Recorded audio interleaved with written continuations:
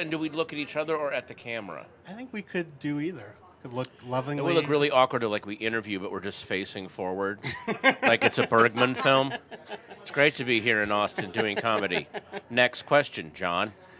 How did you get started?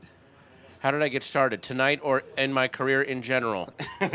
Let's start with your career in general. My career. I can't do this. I know, me My neither. career in general. Take me back. Well, I was always the class clown. God, I hate that. It was in 1988 in Washington, D.C. Okay. I was living in the suburbs, and I decided that summer I'm going to start doing open mics. So I would drive into D.C. to this horrible club called Garvin's and do sets. And was it a comedy club or not even? No, it was a comedy. It was barely a comedy club. Right. It was back then. Were any comedy clubs really comedy clubs? It was just a way to deliver drinks and buffalo wings to people. And the comedy was a happy incidental accident. Yeah, basically. right. Yeah. And what inspired you to go out and do that?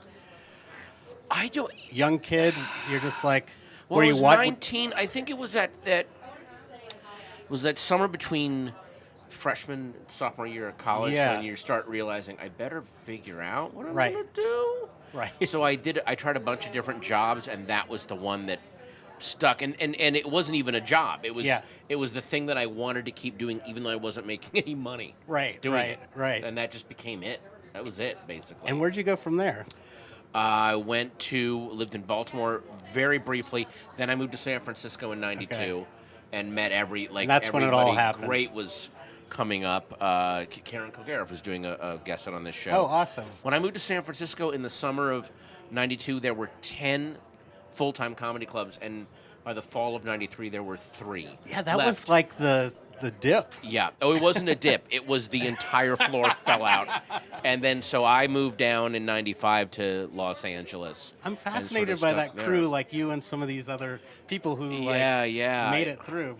It's weird because we were the last people that you would have thought would have made it through because we weren't interested in making it through. Right, exactly. We were the one group that was about, I don't know if I want to do a sitcom. I don't know if I want to do the Tonight Show. And then that somehow, I guess if you just doubt. Yeah. So whichever millennials are turning their nose up at Twitter and YouTube, I guess, are the ones that are going to make it. Whichever millennials are like, you know what, I just want a straight ahead sitcom. Screw all this Vanguard crap. They'll be fine, I guess. So talk to me a little bit about your first time in Austin. When was the first time I came to Austin? I think I came here. Any early memories of coming through here? Yeah, I was doing a little bit about kind of Austin comedy history and stuff. I was gonna be a producer on a show. I was a writer-producer. Well, I was writing it, but they only gave me a producer credit because it was MTV and they didn't want to pay any money on a show called Austin Stories. Of course. And it was me and Blaine Capatch. We came out here and we're scouting locations, and then they let us go. Not even if it was just like we got your 8 scripts, now leave. Right. So I didn't end up moving to Austin.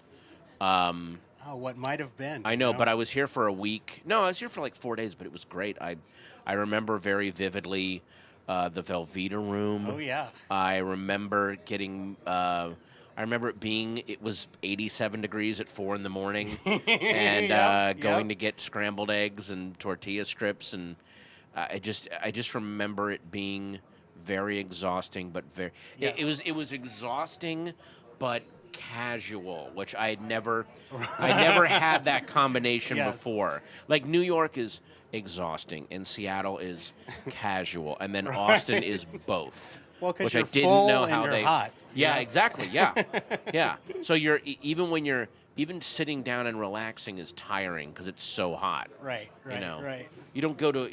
Yeah, that's exactly what it was. Well, anything coming up for you? Anything you're working on that has tickled your fancy, or anything you want to do that you haven't done yet? I mean, I'm going to do a new special in the fall, so I'll Awesome. be doing some touring for that. I have a little run on Veep right now. Oh, amazing! Some episodes coming up. Yeah. So that's kind of what I'm. That seems most like a excited fun about. show to work on, is it? It's an amazing show to work. I mean, yeah, it's fun, but it's also kind of head cracking to watch everybody. Yes. Doing what they're doing. It's almost on that stressful. Show. Yeah, it is. Because you're going. The original Office was like that. Yeah, if I don't get laughs with these lines, and this is my fault. Then I shouldn't be. You're the guy in Glengarry Glen Ross. They gave you the Glengarry Leach new bullets. Like you probably shouldn't be doing this. Right. You couldn't sell those. Right. Absolutely. So. Well, thanks so much for taking time out to talk with us. Pleasure. You're a Thank prince. you.